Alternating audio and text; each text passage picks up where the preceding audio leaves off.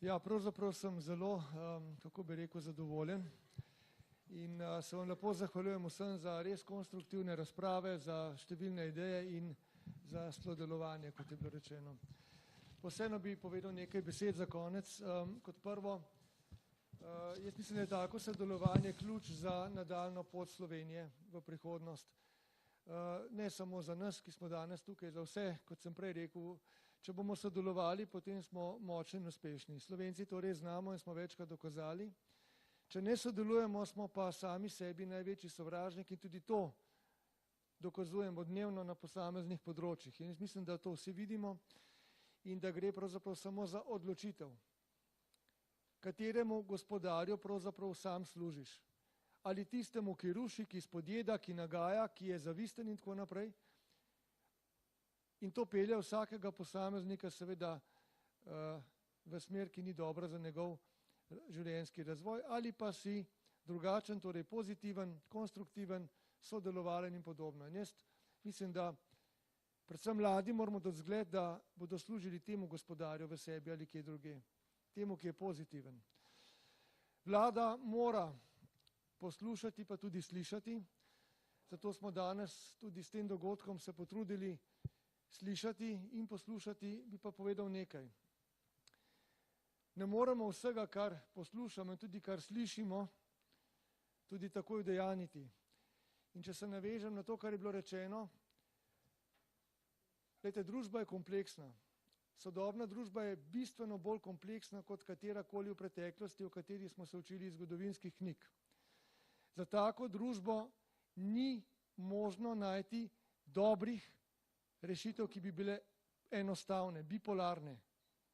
Vsak referendum, vsaka odločitev za ali proti te postavlja pred težavo, ker veš, da svet ni črn, niti bel, niti ni siv.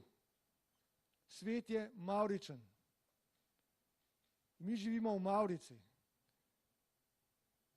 In zato seveda vsak voditelj, ki hoče voditi celo družbo, ki mora voditi celo družbo, mora upoštevati kompleksno, če nastopa v takšnem sistemu poenostavljeno, z rešitvami si proti meni ali si pa z menoj, potem seveda zgreši bistvo tega, kar je vzpostavila demokracija, ki je zanesljivo najbolj human sistem, kar smo ga doslej uspeli udejanjiti v človeški zgodovini.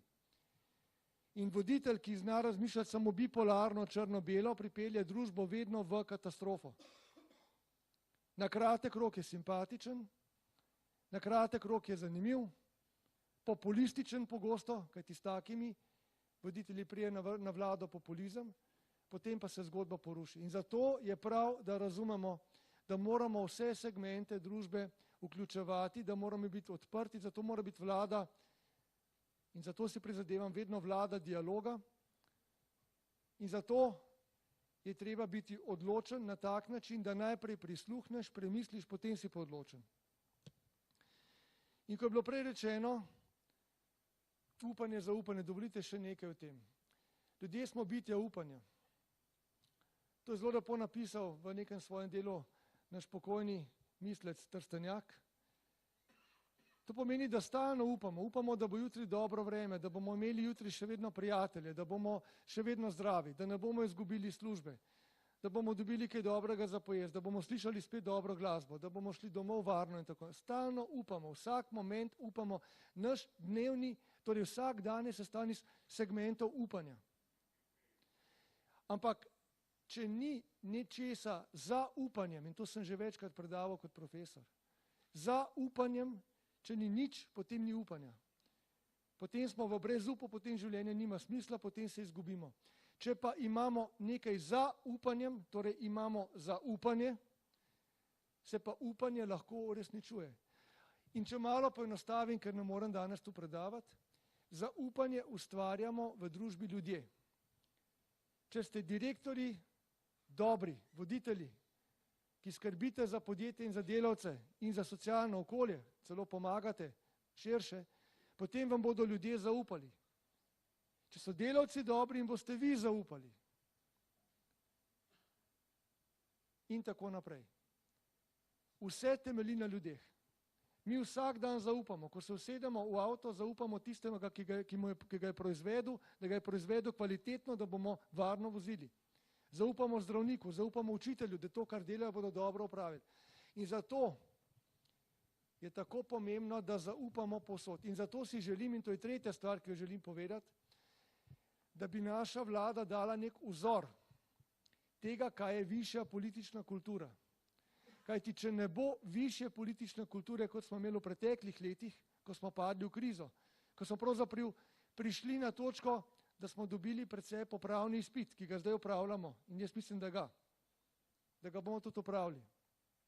Če ne bomo imeli višje politične kulture, ki bo manj primitivna, ki ne bo temeljila samo na nekem konfliktu, na ego tripih, kot se reče po domače, na tem, kdo bo koga in tako naprej, ampak bo temeljila na tem, da si želimo delati dobro za to družbo, za to Slovenijo, za svojega bližnjega, pa tudi širše za svet, saj nismo sami. Vsak gospodarstvenik danes čuti to, kako smo povezani z širšo regijo, z Evropo, s svetom. In zato si želim in delam na tem vsak dan, da bomo imeli višjo politično kulturo. Da bomo znali biti bolj spodobni, da bomo znali biti bolj spoštljivi in da si bomo potem lahko zaupali, ker potem si pa bomo zaupali. Tudi vi boste bolj zaupali politiki in politika bo bolj zaupala državljanom in obratno in tako naprej in tako naprej. In zato ne samo sindikati, tudi občine, tudi nevladne organizacije, pa kulturniki, pa zdravniki, vsi so soodvisni od nas tukaj, ki sedimo in mi smo odvisni od njih. Ja, imeli bomo nadaljevanje te razprave, se zavezujem, da vidimo, a smo naredili napredek tudi na podlagi teh današnjih ugotovitev. Ampak kar je najbolj pomembno je to, da domov odnesemo danes vsak to spoznanje, da se to sodelovanje izplača. V človeškem smislu, pa tudi v drugih pomenih, ki jih kot gospodarstveniki zelo dobro poznate. Hvala vam še enkrat za vaše dosežke.